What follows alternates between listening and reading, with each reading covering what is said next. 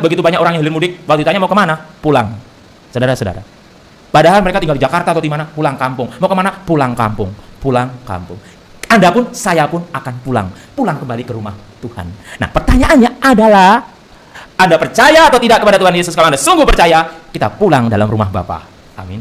Tapi kalau Anda tidak percaya, ya saya nggak tahu Anda pulang kemana. Gitu loh.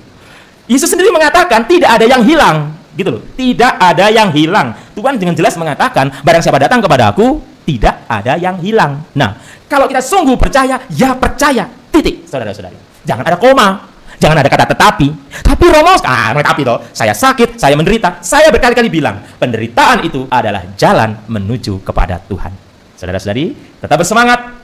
Ada semangat kemartiran dalam diri kita. Sekalipun aku menderita untuk Tuhan. Sekalipun aku mengalami kesusahan, aku susah untuk Tuhan. Sekalipun aku mengalami masalah yang bertubi-tubi dalam hidup, aku menghadapi masalah di dalam Tuhan. Kristus bangkit, Kristus mulia, wartakan dengan lantang, yang jahat dikalahkannya, sambutlah dengan Dia, maut dihancurkannya, Kristus pemenang jaya. Dalam nama Bapa dan Putra dan Roh Kudus. Amin. Tuhan bersamamu dan bersama rohmu. Shalom. Salam sehat. Tuhan mengasihi Anda. Saudara-saudara yang terkasih, selamat berjumpa kembali di dalam perayaan Ekaristi pada hari Rabu ini. Kita bersama-sama akan mendengarkan firman Tuhan, di mana Tuhan mengingatkan pada kita keberanian untuk menderita, seperti halnya Santo Stefanus, martir pertama, dan para murid yang lain. Dan juga diberikan kepercayaan bahwa kita memiliki Yesus Kristus sang roti hidup dalam hidup kita.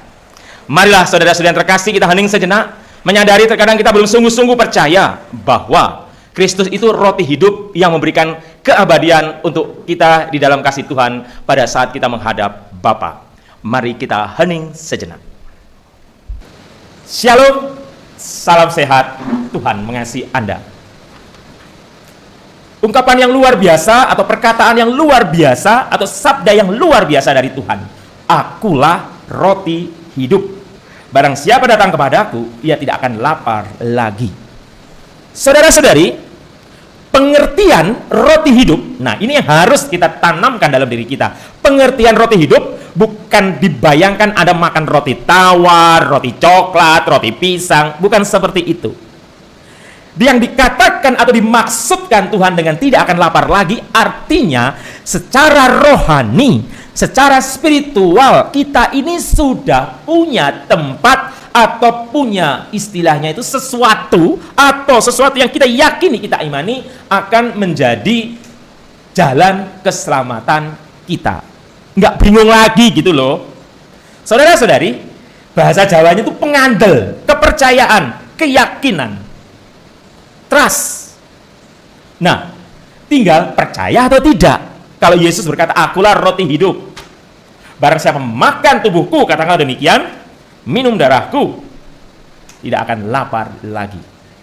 Puji Tuhan, sebagai orang Katolik tentunya kita bersyukur. Karena apa? Karena kita menyantap tubuh Kristus dalam setiap Ekaristi. Nah, iman kita seperti perwira dari Kapernaum itu.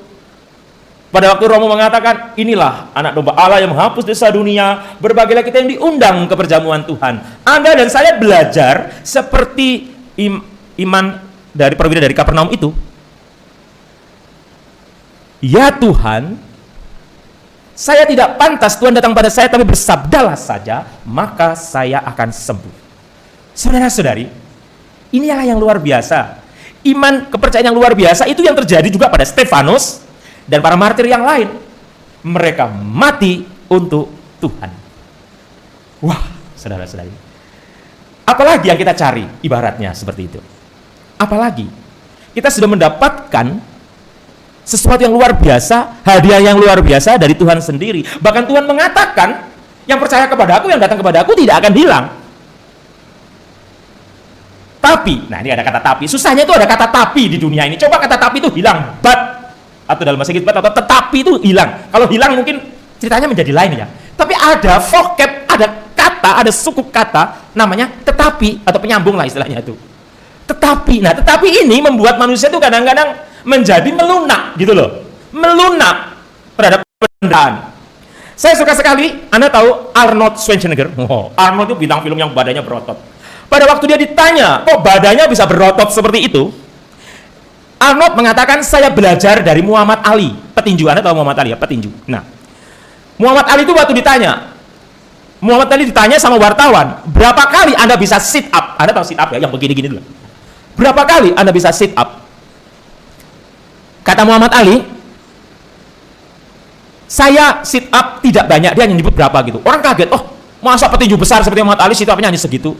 Tapi Muhammad Ali mengatakan, saya selalu menghitung sit up saya pada saat perut saya itu sudah sakit. Anda yang bisa pernah sit up pasti tahu. Jadi kita sit up seperti itu loh. Jadi kaki ditekuk gitu di lantai gitu. Terus kita menggerakkan badan seperti ini, naik turun begitu. Nah, si Muhammad Ali mengatakan, saya mulai menghitung sit up saya, atau juga waktu ditanya push up saya pada saat saya sudah sakit, merasa sakit dan tidak kuat lagi. Nah, lihat saudara-saudari, Anda bisa bayangkan, saya sendiri yang seperti ini aja lumayan sit up saya nih, lumayan 5. Enggak. Artinya begini saudara-saudari, sit upnya itu dihitung bukan pada saat kan kita kan hitung 1, 2, 3 atau push up 1, 2, bukan itu saudara-saudari, bukan itu. Muhammad Ali mengajarkan, menurut kata si Arnold Schwarzenegger tadi, dihitunglah pada saat kita sudah tidak kuat. Hello, itu pesan yang luar biasa loh. Ngitungnya itu, nah ini anak-anak muda perhatikan yang hebat, yang merasa sok jagoan, sok kuat. Hitunglah itu pada saat Anda itu sudah tidak kuat. Bayangkan kalau Anda itu sit-upnya 100, 200, 500, ngitungnya itu ya setelah 500, saudara-saudari. Itu pesannya sangat dalam. Itu yang pertama. Yang kedua, kata Arnold juga, kalau Anda itu menempa fisik Anda itu melatih fisik Anda yang tahu berolahraga, Anda yang pernah jadi atlet dan lain sebagainya akan tahu. Untuk bisa menjadi kuat, tidak bisa semalam saudara-saudari. Itu berhari-hari, berminggu-minggu, berbulan-bulan. Lawang saya mohon maaf, bukan ngomong bagaimana, mau nguruskan perut saya saja, saya memerlukan waktu yang panjang saudara-saudari. Sampai hari ini nggak kurus-kurus saya. Nah, berjuang. Nah itu artinya apa? Dua statement yang luar biasa. Yang pertama, hitunglah pada saat sedang perut merasa sakit. Kedua, latihlah otot kita. Nah, karena pada saat kita melatih otot kita, sebenarnya kita juga melatih mental kita, saudara-saudara. Nah, apa hubungannya dengan rohani? Apa hubungannya dengan spiritual? Stefanus, para martir, murid-murid Tuhan, itu lewat suatu proses yang cukup panjang pengenalan terhadap Tuhan. Dan pengenalan itu didapat dari mana saudara-saudari? Bukan saja dari membaca kitab suci, firman Tuhan, atau mendengarkan firman Tuhan, atau mengingat apa yang Tuhan katakan, tetapi juga dari hidup. Dari hidup bagaimana, Romo? Nah, pada saat Anda mengalami kesulitan hidup, kembali lagi, saya berkhotbah mengenai kesulitan hidup. Pada saat Anda dibenturkan dengan kesulitan hidup, misalnya hari ini, Anda dihadapkan pada kesulitan. Itu sebenarnya cara Anda melatih mental Anda, melatih spiritual Anda. Untuk apa? Untuk mengalami sakit tadi. Saudara-saudari, untuk mengalami sakit tadi. Nah, rasa sakit hati kita, Anda mungkin diejek, dibully, Anda difitnah orang, Anda diperlakukan tidak adil. Sakit memang sama dengan orang push up, sama dengan orang sit up yang melatih fisiknya, badannya. Saudara-saudari, inilah mengapa Yesus mengatakan, akulah roti hidup. Barang siapa datang kepada aku, dia tidak akan lapar lagi. Kalau kita benar-benar datang kepada Tuhan, hinaan dunia, cacian dunia, sakit yang didatangkan dari dunia tidak membuat kita sakit lagi, kelaparan lagi, lapar secara rohani. Ini yang dimaksud pesan hari ini, saudara-saudari. Kita belajar dari para murid, meskipun disiksa, meskipun mengalami penderitaan, bahkan seperti Stefanus dirajam dengan batu, tetapi tetap memuliakan Tuhan. Karena apa? Karena Stefanus dan teman-teman martir yang lain percaya bahwa Yesus adalah roti hidup yang mereka santap, yang memberikan kekuatan. Jadi, kalau Anda menyantap tubuh Kristus, baik pada saat Anda misa offline di gereja, ataupun Anda melalui komuni batin, karena kerinduan pun Tuhan bisa mengertinya, dan Tuhan juga hadir kerinduan Anda secara batin untuk menyantap tubuh Kristus, itu pun merupakan roti hidup untuk kita.